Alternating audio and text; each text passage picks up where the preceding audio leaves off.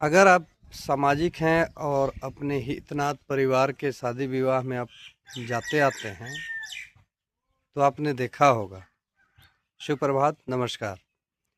अगर आप अपने मित्र यार या फिर रिश्तेदार के शादी विवाह में आपका नेचर रहा है कि आप गए, 1 दिन 2 दिन 3 दिन 4 दिन आप रहे, उसका सब कुछ काम किए, लेकिन बाद में पता चला कि आर्थिक रूप से मजबूत यानी कि ऊंचे ओहदे वाले, ऊंचे पैसे वाले जब आएंगे मेन दिन, जिस दिन शादी हो या कोई कार्यक्रम हो, तो आप किधर हैं, आप कहाँ हैं, आप खाना खाए कि नहीं, आपकी क्या परिस्थिति है, इसे वो पूछने वाले तक नहीं रह जाते हैं।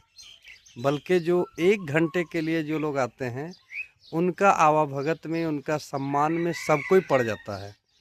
और कभी कभी तो ऐसा भी देखने को मिलेगा कि सारी खाना पीना हो गई, पार्टी बीतने लगी और आप एक इंतज़ार में रह गए कि शायद इस घर का कोई ख़ास आदमी या जिसके लिए आप गए हैं वो एक बार पूछता कि खाना खाया जी, चलो खा लेते हैं।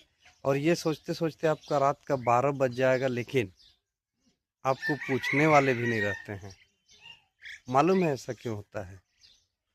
एक्चुअली में आप जो सोचे, हम जो सोचे कि हम इसके लिए बहुत काम आए या ज़रूरत का पड़ा तो हम इसका साथ दिए, लेकिन सच मायने में आपको एक बेरोजगार के रूप में देखा गया। आपका कोई काम नहीं है, धंधा नहीं है, इसलिए आपको बुलाया गया और आप वहाँ समय दिए। आपको लग रहा है कि हमारा अहमियत है, लेकिन शायद उस परिवार के लिए आपका अहमियत कभी था ही नहीं। बल्कि जो 10 मिनट के लिए, घंटा भर के लिए जो ऊंची गाड़ियों में, बड़ी गाड़ियों में बड़े बड़े सोना चांदी लदा के जो आए हैं, उनको देखा गया कि ये मेरा खास आदमी है। तो अगर ऐसा अनुभव होता है तो इससे दुखी होने की ज़रूरत नहीं है, बल्कि आप समझिए कि हमारा जो दायित्व था हमने किया, लेकिन ऐसे जगहों पे सोच समझ के ही जाना चाहिए। आपका विचार क्या है, इस विचार को ज़रूर रखें और ऐसा आपके साथ हुआ है कि नहीं, इस बात को भी कमेंट में ज़रूर बताइए। धन्यवाद।